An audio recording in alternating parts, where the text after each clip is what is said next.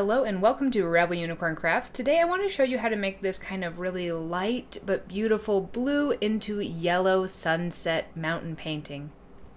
Now if you've ever tried this before, you know that mixing blue and yellow together doesn't quite work, and so you have to be really careful, because if you actually look at a sunset where there is yellow towards the bottom of the horizon line but a nice light blue up above it, that there is no green in the clouds. So you want to make sure that you have some sort of a barrier. So today that's what we're going to work on.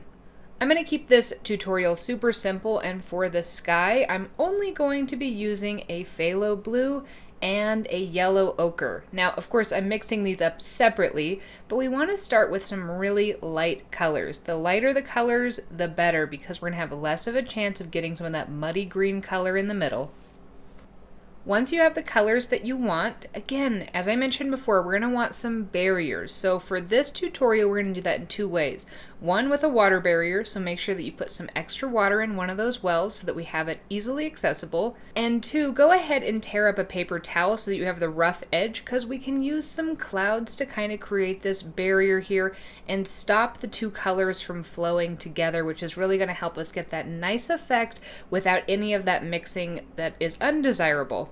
So the first thing that we're going to do is go ahead and put some of that blue near the top of the painting.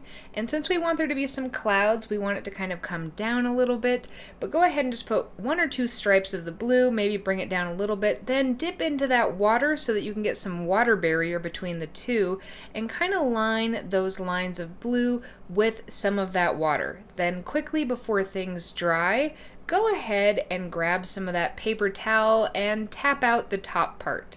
We're hinting to clouds here. We don't necessarily want to make super defined clouds because we don't have dark enough colors to do that, but enough to where you can kind of tell there are some fluffy white clouds that are separating those two colors. Now, before everything dries, go ahead and bring some of that fresh water all the way down so we don't have a harsh line when we start the yellow, and then start adding in some of that really nice and diluted yellow color below where those clouds would have been in both our water barrier and our cloud barrier. Then you can go ahead and even dip straight into more of that yellow pigment once you're sure that it's not going to seep back up into those other colors, and even more emphasize certain areas with the yellow highlights.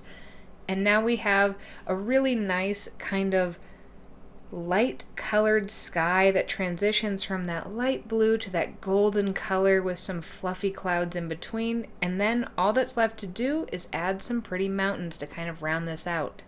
The way that we do mountains is that we go ahead and mix up a super dark kind of color. I'm going to be using a blue. I think it'll be really complementary to this color set here.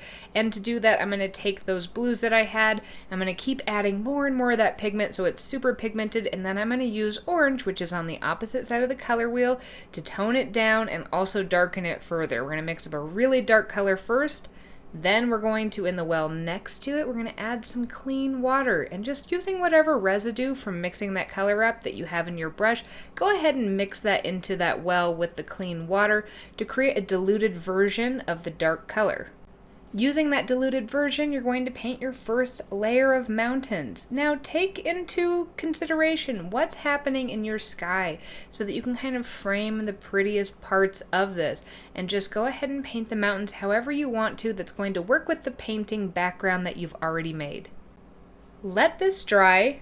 You want to make sure it's dry completely before you move on to the next layer. While you're waiting for it to do that, you can go ahead and darken your diluted color by one or two steps by adding in a couple brushfuls, or maybe just one depending on how light your first color was, of your darker color so that you have it in stages getting darker. Then once it's fully dry, you can go ahead and add your second layer of mountains.